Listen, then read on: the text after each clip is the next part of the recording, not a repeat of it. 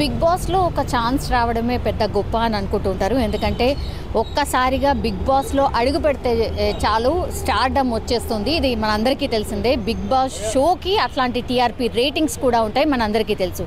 అది షో ఎంత హిట్ అవుతుందో అంత కాంట్రవర్సీలో కూడా నిలుస్తోంది అనుకోవచ్చు. ఎందుకంటే ది బెస్ట్ ఎగ్జాంపుల్ మన పక్కన ఉన్నటువంటి స్వప్న చౌదరి గారే ది బెస్ట్ ఎగ్జాంపుల్ అనుకోవచ్చు.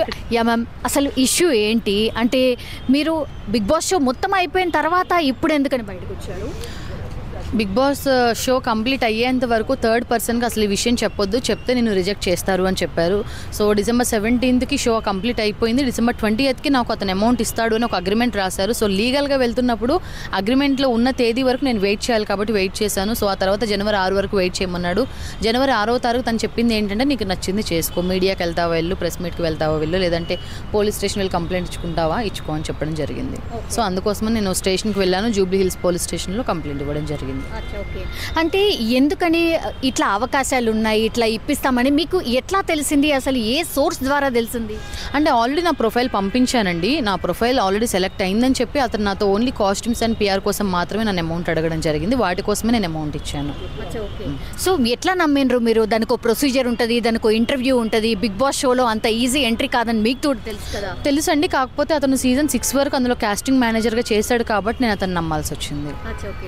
మరి ఎట్లా అనుకున్నారు? అంటే కాస్టింగ్ 6 వరకు ఓకే తను చేశాడు అని అనుకున్నాం, కానీ అంతకంటే ముందు మరి బిగ్ బాస్ షోలో ఎంట్రీ ఇచ్చిన వాళ్ళందరూ కూడా ఇట్లనే మోసపోయి ఎంట్రీ అయ్యి ఉంటారా?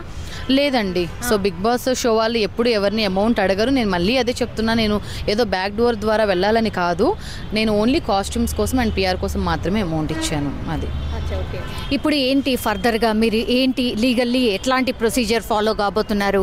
అతను ఎవరైతే ఇద్దరు మిమ్మల్ని మోసం చేశారు అని అంటున్నారు కదా, మీలాంటి బాధితులు ఎంతమంది ఉన్నారు?